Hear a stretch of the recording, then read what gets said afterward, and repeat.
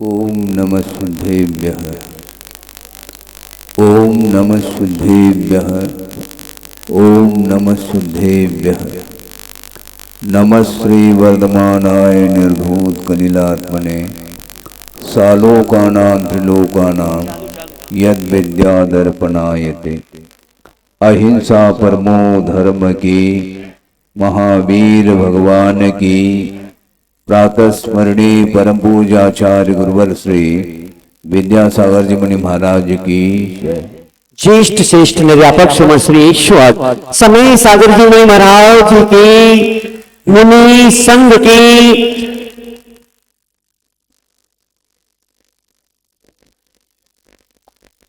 पंच कल्याणक महामहोत्सव का द्वितीय दिन है। गर्भ कल्याण का उत्तरार्ध कल 16 स्वप्न आप लोगों ने देखे होंगे। वह दृश्य और आज एक महान आत्मा का गर्भ में प्रवेश हुआ है।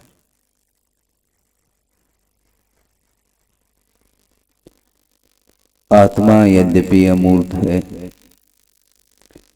और परिणाम भी अमूर्त ही हुआ करते हैं।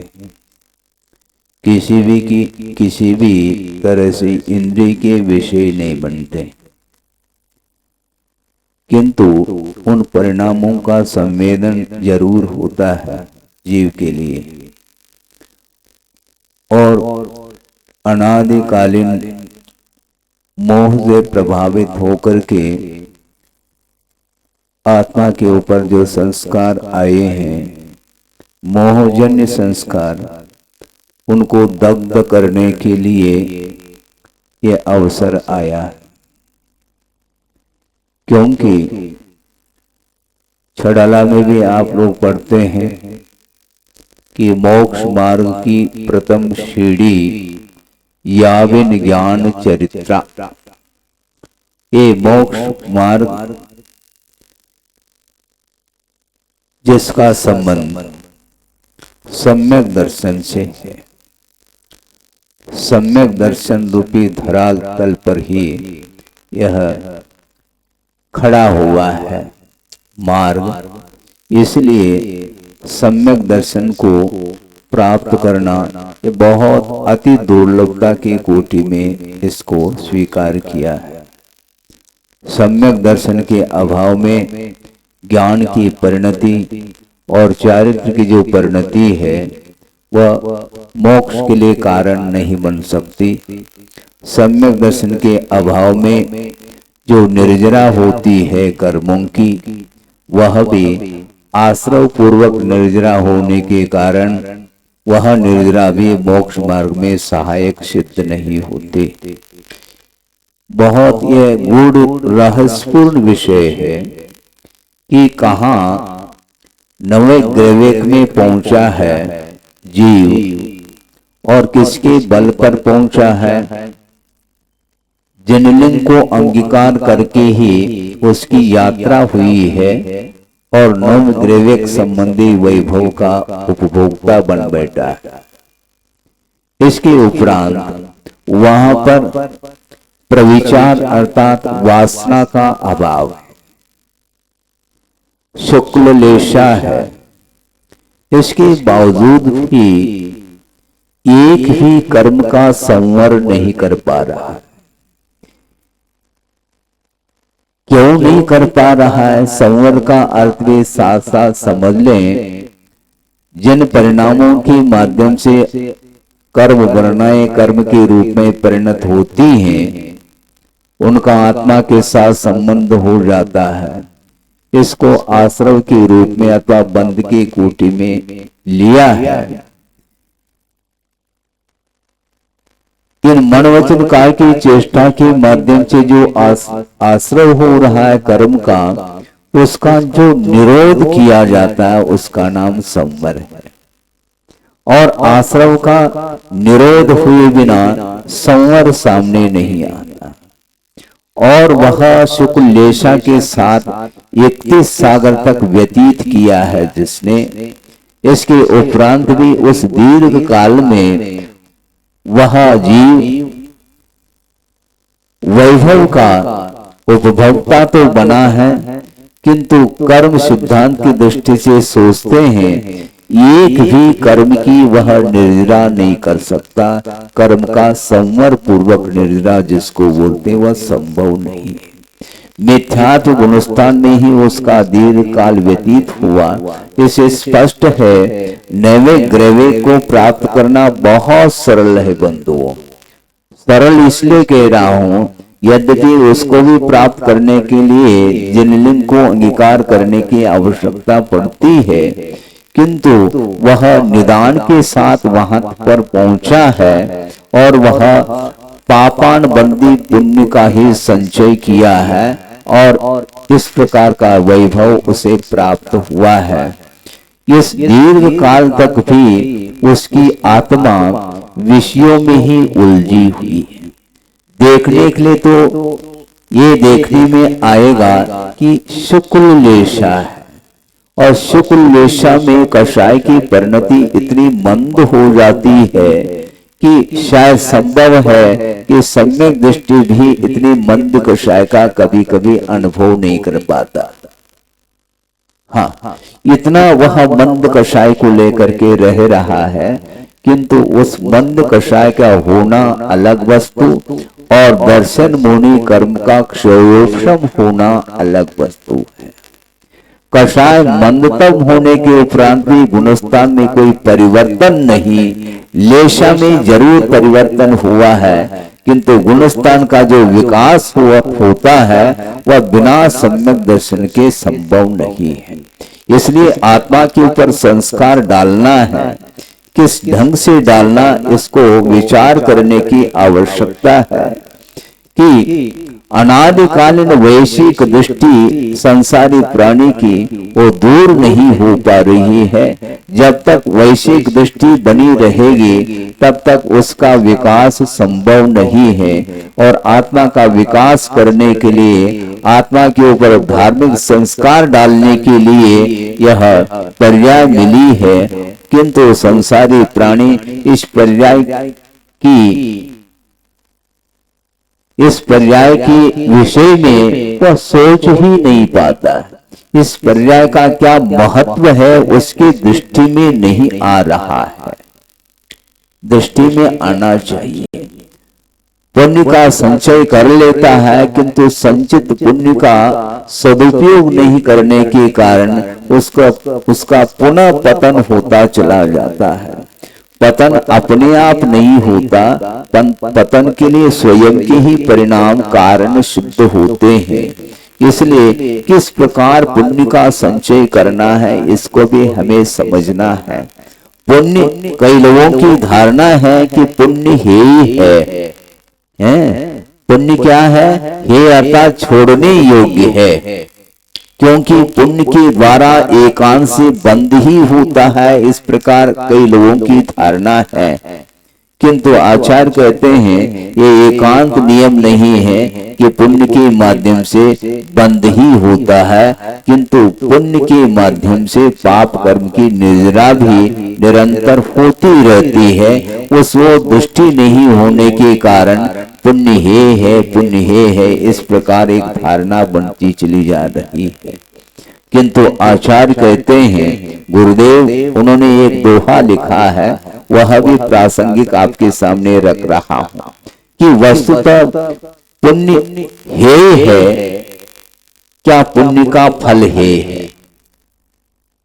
पुण्य है ही नहीं बंधुओं, क्योंकि पुण्य रूप जो परिणाम होते हैं उसकी भी परिभाषा पढ़ लो। आप लोग स्वाध्याय नहीं करते।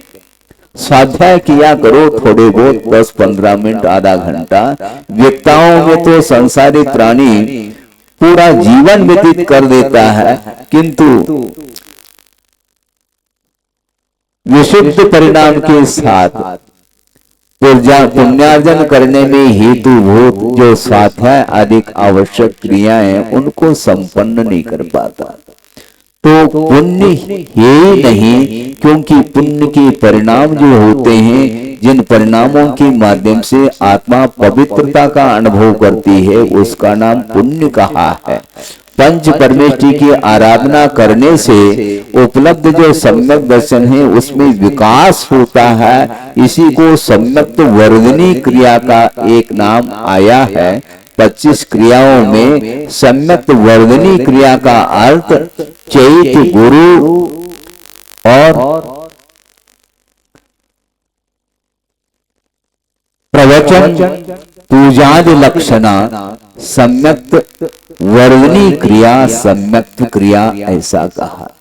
चैत्य अर्थात भगवान, जिनबिंब, गुरु अर्थात आपको ज्ञात है जो आरंभ परिग्रह से ऊपर उठे हुए होते हैं, वीतरागी गुरु, और प्रवचन अर्थात जिनेंद्र भगवान के द्वारा कहा हुआ जो आगम है, इसकी पूजा इत्यादि करने रूप जो परिणाम होते हैं, उन परिणामों के माध्यम से सम्यक की वृद्धि होती है और इसके माध्यम से मात्र पुण्य का ही बंद होता है। इस प्रकार कथन करना ठीक नहीं माना जाता।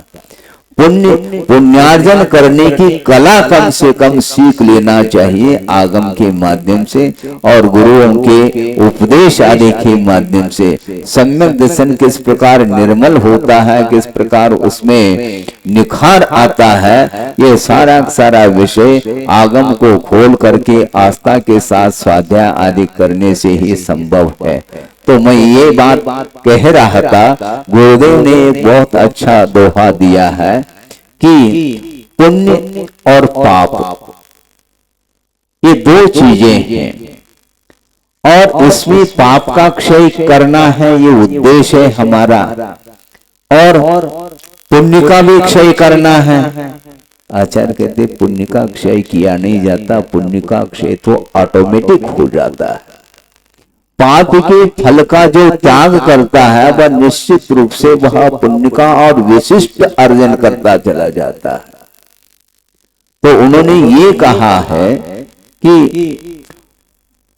क्रम क्या है, किसको हम पहले समाप्त कर दें, पुण्य को क्या पाप को। पाप प्रथम मिटता प्रथम तजो पुण्य फल भोग। पाप प्रथम मिटता प्रथम तजो पुण्य फल भोग, पुनः पुण्य मिटता धरो आत्म निर्मल योग। ऐसा कहा।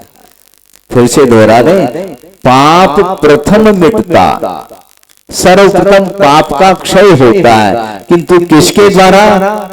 पाप प्रथम मिटता प्रथम तजो पुण्य फल भोग, सर्वप्रथम पुण्य के फल का जो परित्याग करता है उसके माध्यम से ही पाप का क्षय होता है, ऐसा कहा है। और इसके पश्चात पुण्य बाद में क्षय को प्राप्त होता है, जो कि किसके द्वारा, आत्मा में लीन होने से पुण्य का भी क्षय हो जाता है। पुण्य का क्षय किया नहीं जाता, बल्कि पुण्य का क्षय होता चला जाता है। ये कर्म सिद्धांत है। संयम को जो ही अंगीकार करता है त्यों ही विशिष्ट और नहीं चाहते हुए भी पुण्य का संचय ही होता चला जाता है। आप पुण्य न भी चाहो तो पुण्य बढ़ेगा, क्योंकि यह संयम का परिणाम है। असंयम के माध्यम से तो पाप का अर्जन होता है, क्योंकि वह अवदैहिक भाव है और अवदैहिक भाव जितने भी होते हैं वे बंध के ही कारण एकांत रूप से कहा गया है। किंतु क्षायोक्षमिक औक्षमिक और क्षायकालिक जो भाव होते हैं वे बंध के लिए कारण नहीं, किंतु निर्जरा अथवा मोक्ष के लिए कारण होते हैं। इसलिए पंच परमेष्टि की आराधना करने से विशिष्ट पुण्य का संचय होता है। अद्भुत चीज है। आपके सामने बहुत गूढ़ विषय को भी रखने जा रहा हूं। यह आगम का ही विषय है। देखो, विचार करो कर्म सिद्धांत से कि तीर्थंकर प्रकृति का जो बंद होता है वह किसको होता है और किस पोजीशन में होता है, ये बताया गया है आगम में। केवली और श्रुत केवली के पाद मूल में तीर्थंकर प्रवृत्ति का बंद करता है कौन? सम्येव तुत्त बंधो। सम्यक दृष्टि ही तीर्थंकर प्रवृत्ति का बंद करने का स्वामी है, ऐसा कहा। तीर्थंकर प्रकृति का बंधक कौन है? तो सम्यक दृष्टि है। और वह सम्यक दृष्टि अद्भुत चीज है बंधुओं। सम्यक दृष्टि अविरत अवस्था में भी तीर्थंकर प्रकृति के बंद की योग्यता रखता है। और जिसने सम्यक दर्शन के साथ संयम को भी अंगीकार कर लिया है, वीतराग अवस्था को प्राप्त कर लिया, ऐसा कोई श्रवण भी क्यों न हो, किंतु अनिवार्य नहीं है कि तीर्थंकर प्रकृति का वह बंद कर ले। सोचो विचार करो, यानी अविरत अवस्था में असंयम दशा में भी दर्शन विशुद्धि के माध्यम से वह तीर्थंकर प्रकृति के बंद के परिणाम कर रहा है। ये अद्भुत परिणाम है बंधुओं। एक तीर्थंकर प्रकृति का बंद का लाभ अविरत दशा में हो रहा है, किंतु एक श्रवण अवस्था में भी बंद करे ये अनिवार्य नहीं कर सकता, क्योंकि अविरत ही कर रहा है तो संयमी को करने में कोई बाधा नहीं है, किंतु नियामकता नहीं है। मैं श्रवण बना हूं इसलिए मैं तीर्थंकर प्रकृति के बंद को करूंगा ही, इस प्रकार आग्रह ठीक नहीं। तीर्थंकर प्रकृति के बंद के योग्य जो परिणाम है वो बहुत ही विचित्र प्रकार के परिणाम माने जाते हैं। और वह अविरत दशा में क्षायक सम्य दृष्टि भी नहीं है, क्षयोक्षम सम्य दृष्टि है, फिर भी वह तीर्थंकर प्रकृति के बंद की योग्य परिणाम कर रहा है। और एक श्रवण दशा में भी क्षायक सम्य दर्शन को लेकर के भावलिंगी श्रवण के भीतर भी वो परिणाम हो, ये अनिवार्य नहीं है। इसलिए करने से कुछ नहीं होता।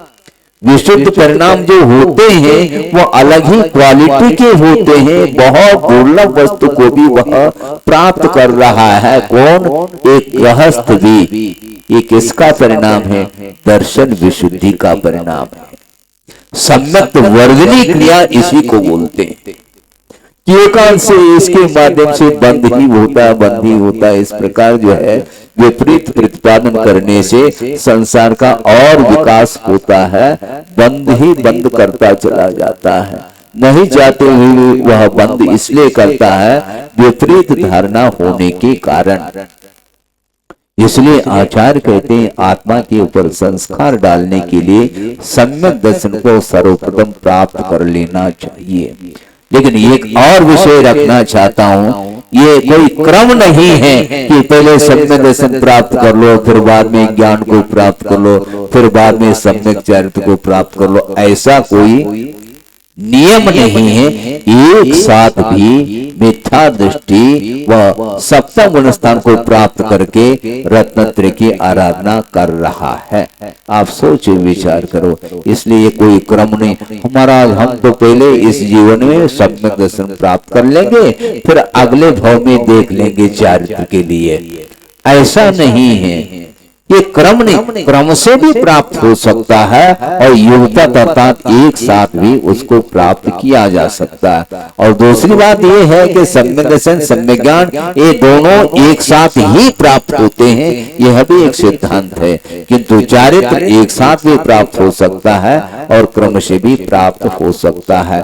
इसलिए सम्यक दर्शन के अभाव में ज्ञान की और चारित्र की समीचीनता नहीं होने के कारण वह एक भी प्रकृति का संवर नहीं कर सकता।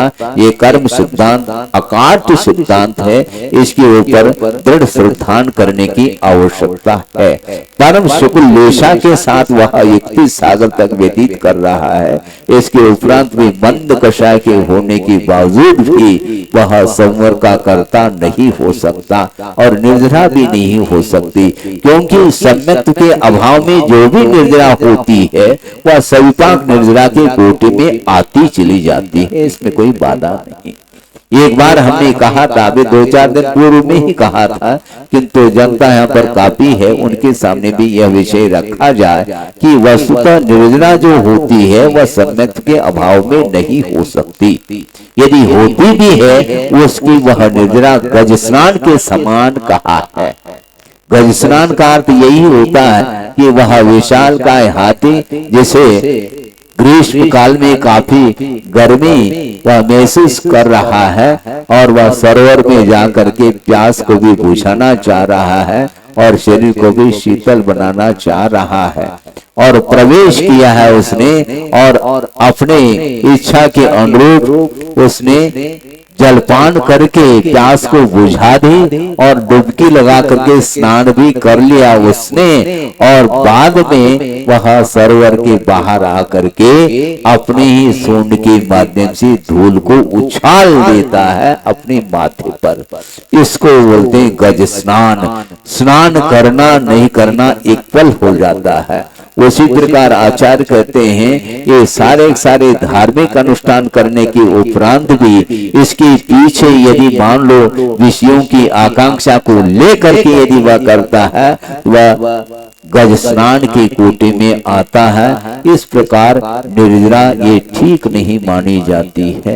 इसलिए आत्मा के ऊपर संस्कार डालने के लिए अपने सम्यक दर्शन को प्राप्त करके उसको निरंतर निर्मल बनाने का पुरुषार्थ कर लेना चाहिए। ये बिना पुरुषार्थ के संभव नहीं है। हाँ, 8 साल अंतर्मुक्त के उपरांत भी उसके अंदर सम्यक को प्राप्त करने की योग्यता आ जाती है। और एक 80 साल का है मैं भी कर लूंगा, भूल जाओ। योग्यता चाहिए, विशुद्धि चाहिए, समर्पण भाव चाहिए। देव गुरु शास्त्र के सामने अपने माथे को टेकने वाला व्यक्ति कभी भी अन्यान्य वस्तुओं को प्राप्त करने का परिणाम नहीं कर सकता। प्रवचन सार की वाचना स्वाध्याय चल रहा था अभी बंडा में, वहां पर एक प्रसंग शुरुआत में ही दिया है जयसेन स्वामी ने, क्योंकि मूल गाथा में ही ये बात आई है कि सम्यक दृष्टि सुर असुर आदि के वैभव को प्राप्त करके फिर बाद में सम्यक दर्शन, सम्यक ज्ञान, सम्यक चारित्र के माध्यम से निर्वाण को प्राप्त कर लेता है। इस प्रकार कारिका में यह विषय दिया है और इसकी टीका में जयसेन स्वामी ने स्पष्ट किया वह यह किया है, किसी शिष्य ने जिज्ञासा रखी कि महाराज सम्यक दृष्टि देव पर्याय को प्राप्त कर ले, इसमें कोई बाधा नहीं, किंतु असुर भवनत्र के वैभव को कैसा प्राप्त करेगा वो, क्योंकि सम्यक दृष्टि कभी भी मर करके भवनत्र में उत्पन्न नहीं होता। तो आपने ये विषय कैसा दिया है कि वह असुर कुमार के वैभव को भी प्राप्त करता है। तो उत्तर ये दिया है, बहुत सटीक उत्तर है। निदान बंदेन सम्यक विरागनाम कृत्वा तत्र उत्पद्यते भवनत्रकेषु। भवनत्र में जो उत्पन्न होता है सम्यक दृष्टि, वह निदान के माध्यम से सर्वप्रथम सम्यक दर्शन की विरागना कर लेता है, सम्यक दर्शन का घात कर लेता है और उसके माध्यम से फिर भवनत्र में पैदा हो जाता है। सोचो, विचार करो, ऐसा क्यों होता है? सम्यक दर्शन को भी हो लिया उसने, पुरुषार्थ के माध्यम से सम्यक दर्शन को प्राप्त किया था, किंतु विषयों की आकांक्षा ने उस सम्यक दर्शन को समाप्त कर दिया। इसलिए वह वैमानिक देवों में उत्पन्न होकर के असुर कुमार आदि भवनत्रक में उत्पन्न हुआ है। इससे स्पष्ट है कि सम्यक दर्शन बना रहे ये अनिवार्य नहीं।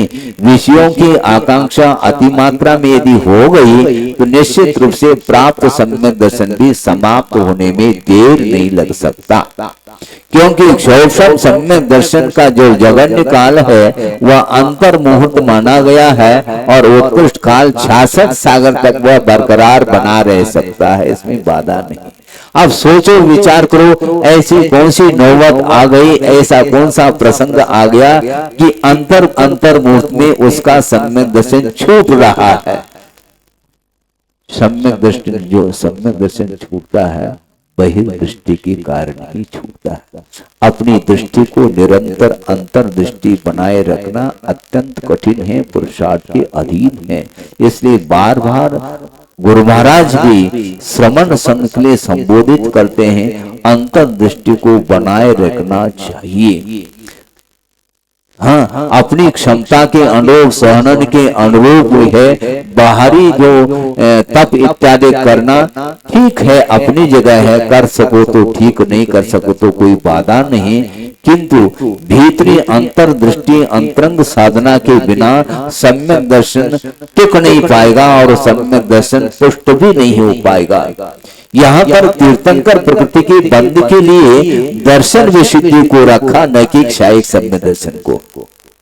सोचो, विचार करो, क्षायिक सम्यक दर्शन अलग वस्तु, यद्यपि सूक्ष्म सम्यक दर्शन की अपेक्षा से क्षायिक सम्यक दर्शन में निर्मलता है। इसके उपरांत भी आचार्य कहते हैं क्षायिक सम्यक दर्शन तीर्थंकर प्रकृति के लिए बंद के लिए कारण नहीं, बल्कि दर्शन विशुद्धि तीर्थंकर प्रकृति के बंद के लिए कारण है। इसलिए अविरत अवस्था में भी इस प्रकार के निर्मलतम परिणाम कर लेता है। षोडश कारण भावना में अनिवार्य रूप से यदि कोई भावना है तो वह दर्शन विशुद्धि है।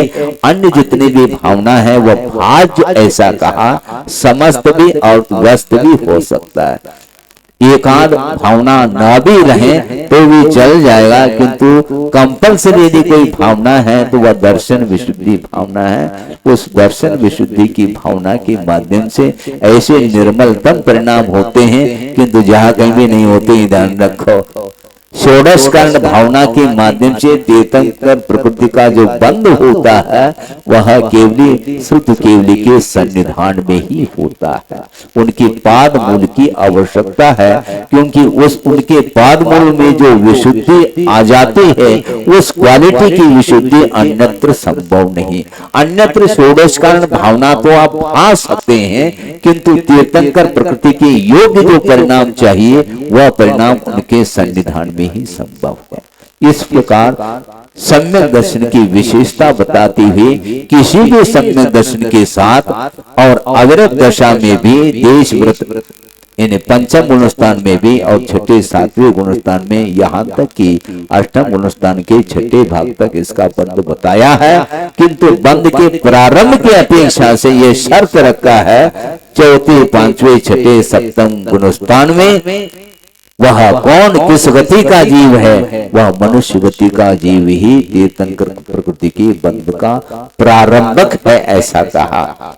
प्रारंभ करने में जो विशुद्धि है वह अलग क्वालिटी की विशुद्धि मानी जाती है। और एक बार सम्यक दर्शन बंद हो गया, अपने तीर्थंकर प्रकृति का बंद हो गया, यदि मान लो वह तीर्थंकर प्रकृति के बंद के पूर्व में नरक आयु का भी बंद कर लिया हो मिथ्यात्व की दशा में, फिर बाद में सम्यक दर्शन प्राप्त करके तीर्थंकर प्रकृति का बंद करता है तो वह तीसरे पृथ्वी तक चला जाएगा। सम्यक दर्शन एक अंतर्मुहूर्त के लिए छूट जाता है, वहां पर पुनः सम्यक प्राप्त करके तीर्थंकर प्रकृति की बंद की धारा चालू हो जाती है। इस अपेक्षा से निष्ठापन वह नर गति में भी कर सकता है, किंतु नर गति में प्रारंभ नहीं कर सकता, ये ध्यान रखो। हाँ, पड़मो समय समय शेष दिए अविरदादि चत्वारी तिथेर बंद पारंभया नरा केवल भगवंते, ऐसा कहा। वह नर अर्थात मनुष्य पुरुष ही होता है, वह तीर्थंकर प्रकृति का बंद करने का वह अधिकारी माना गया है। उसके बिना अन्यत्र किसी पर्याय में भी वह प्रारंभ नहीं कर सकता। देव पर्याय को प्राप्त करने के उपरांत वह देव समोसरण में पहुंचा है, किंतु अपने केवली सत्य के लिए कहता हूं महाराज, सानिध्य तो मिल गया उनको, सानिध्य तो मिल गया, किंतु मनुष्य होना चाहिए, नरा, इसको भूलना नहीं चाहिए। वह क्षायिक सम्यक दृष्टि वो कोई भी हो वो, और वह निकट सन्निकट पहुंचा हुआ है मान लो प्रभु के। इसके उपरांत भी गणधर परमेष्टि भी है, दिव्य ध्वनि का श्रवण भी कर रहा, सारी बातें हैं। इसके उपरांत भी देवों में तीर्थंकर प्रकृति की बंद की प्रारंभ की जो विशुद्धि है वो उस पर्याय में संभव नहीं है। इस प्रकार अकाट सिद्धांत अपने को पढ़ने को मिलता है। इस प्रकार स्वाध्याय के माध्यम से अपने परिणामों को निर्मल बनाने के लिए बार बार गुरुदेव प्रेरित करते हैं। ये बात अलग है कि वर्तमान में सानिध्य नहीं है। किसी ने कहा कि महाराज आज तो केवल शुद्ध केवल का तो सानिध्य है नहीं, काय को षोडश कारण भावना भाए। अच्छा, इसको बोलते हैं बिजनेस पॉइंट से सोचता है संसारी प्राणी। पर आज तो चाहे श्रमण बनो चाहे श्रावक अवस्था में रहे, जाना तो वहीं पर है। सोलेश्वर के आगे तो कोई जा नहीं पाएगा, पंचम काल है। इसलिए श्रमण बन करके करना क्या है, उसकी धारणा ये है कि श्रमण बनने के पीछे उसको देव पर्याय को ही प्राप्त करना, यही उसकी दृष्टि है। इसलिए दृष्टि ठीक नहीं। जिसकी दृष्टि कर्म निर्जरा की ओर है, कर्म के संवर करने की ओर जिसकी दृष्टि जाती है, वह ये सोचता है मुझे फल से कोई प्रयोजन नहीं, हमें मात्र संवर और निर्जरा करनी है, क्योंकि संवर और निर्जरा के द्वारा ही मुक्ति मिलती है। आश्रय और बंध संसार के लिए कारण है और संवर और निर्जरा मुक्ति के लिए कारण है। इस प्रकार उसका अटूट श्रद्धान है। आपका समय हो रहा है, 10 बज गए हैं, लगभग आधा घंटा प्रवचन हुआ है। ये गर्भ कल्याण का द्वितीय दिन है। मध्याह्न में और विशेष रूप से आपको सुनने को मिलेगा इस गर्भ कल्याण को लेकर के। अभी इतना ही मैं कहना चाहता हूँ, अपने परिणाम अपने अधीन हो सकते हैं। इसके उपरांत संसारी प्राणी विषयों की ओर दृष्टिपात करने के कारण अपने उज्जवल परिणामों को करने में वह सक्षम नहीं हो पा रहा है। अपने परिणामों को निर्मलतम बनाने के लिए एकमात्र देव गुरु शास्त्र ही एक साधन के रूप में है। ये ध्यान रखो, देव गुरु शास्त्र ये मुक्ति के लिए क्या है, साधन है, साध्य नहीं। ये ध्यान रखो, साध्य अलग है। साध्य अर्थात शुद्ध परमात्मा तत्व जो हमें प्राप्त करना है, वह किसके द्वारा प्राप्त हो सकती है, वह मुक्ति तो आचार्य कहते हैं पंच परमेष्टि के शरण में जाने से ही मिलती है। इसलिए इस प्रकार के साधनों के प्रति हमारा उज्जवल भाव रहेगा। उनकी शरण हम चले जाएंगे तो निश्चित रूप से वह कार्य संपादित होगा। कितना बड़ा कार्य है ये, सोचो विचार करो। योग्यता की बात है, बहुत विचित्र परिणति है जीव की। सैनिक जिसने यशोधर मुनि महाराज के ऊपर भयानक उपसर्ग किया और सर्प को मार करके गले में डाल दिया, और ये भी सुनने में आता है 500 कुत्तों को उसने छोड़ दिया। बताते यशोधर मुनि महाराज ध्यान में लीन है और 500 कुत्तों को उसने छोड़ दिया। किंतु वीतरागता का इतना प्रभाव, इतना तीव्र प्रभाव रहा, वो सारे 500 कुत्ते 3 परिक्रमा करके बैठ गए। तालियां बजा रहे हो, एक भी कुत्ता आ जाए तो ये सभा में से भाग जाओगे तुम।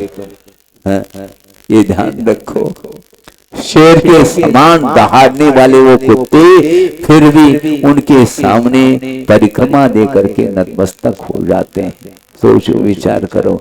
और क्या योग्यता की बात मैं कह रहा था, सैनिक राजा ने इतनी तीव्र संश्लेष परिणाम किए उपसर्ग के अवसर पर, और उसने सप्तम पृथ्वी का बंद कर लिया।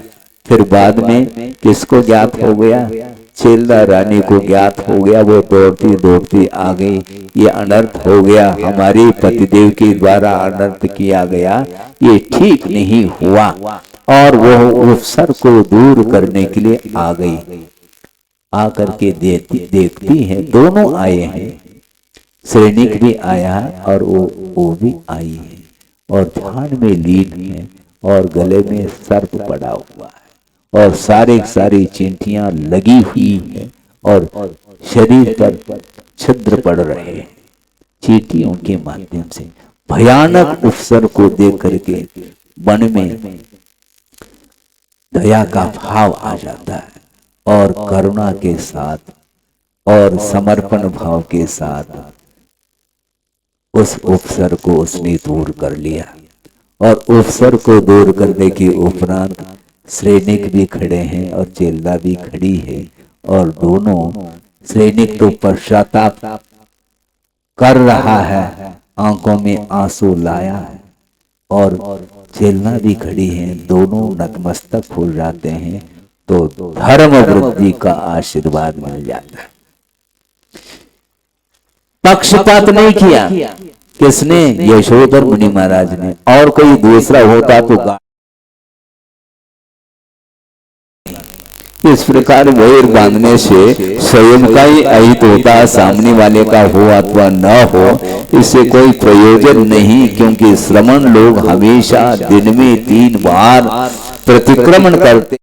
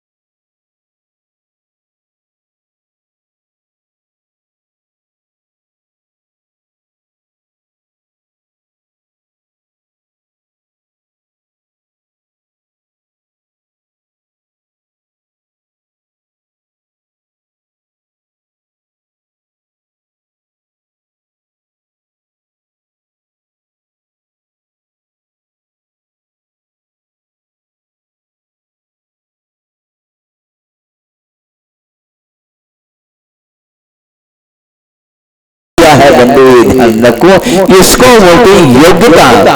56 पृथ्वी के बंद करने की योग्यता भी उसी के अंदर है।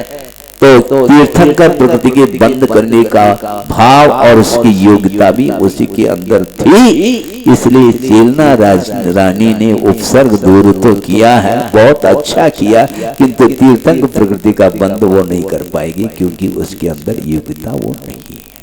सोचो विचार करो, योग्यता होते हुए भी ये संसारिक प्राणी अनर्थ कर डाल देता है। आगे पीछे पूर्वा पर विचार किए बिना वह अपनी धुन में चलता चला जाता है तो अनर्थ होता चला जाता है। इसलिए योग्यता को परखो, अपने अंदर क्या क्या योग्यता है। बहुत सारी योग्यता है किंतु योग्यता की ओर दृष्टि नहीं होने के कारण उसका पतन हो रहा है। इसलिए आत्मा के ऊपर संस्कार, धार्मिक संस्कार डालने के लिए आवश्यकता है। और ऐसे आत्मा का कल जन्म होने वाला है। आत्मा का जन्म नहीं होता किंतु प्रजा की विवक्षा में कहा जा रहा है और वह जन्म हो जाता है। फिर बाद में मोक्ष मार्ग के नेता वही बनेंगे। इसी प्रकार श्रेणिक राजा भी जो अभी प्रथम पृथ्वी में हैं और 84,000 वर्ष व्यतीत होने के उपरांत इसी धरती पर आकर के महापद्म नाम के तीर्थंकर होंगे और विश्व को प्रकाश देंगे। वो अभी तो अंधकार में बैठे हैं क्योंकि ये अतीत का परिणाम है। अतीत में उसने अनर्थ किया था, उसका फल भोगने के लिए वो पहुंचा है, किंतु पश्चाताप करने के फलस्वरूप उसने जो परिणाम उज्जवल बनाए हैं उसके माध्यम से तीर्थंकर प्रकृति का बंद किया है। फलस्वरूप यहाँ पर आकर के मोक्ष मार्ग के नेता होंगे। इस प्रकार जीव के अंदर अनंत शक्ति विद्यमान होते हुए शक्ति के रूप में वह मोह से आवरणित है। इसलिए उस शक्ति को उद्घाटित करने के लिए ही एकमात्र संस्कार, धार्मिक संस्कार देने की आवश्यकता है। अहिंसा परमो धर्म की जय। बोधि समाधि परिणाम शुद्धि स्वात्मोपलब्धि शिव शोक सिद्धि चिंता मनिम चिंतित वस्तुदाने मंद मानस्य ममास्तु। परम पूज्य आचार्य गुरुवर सिंह विद्यासागर महाराज। नमोकार।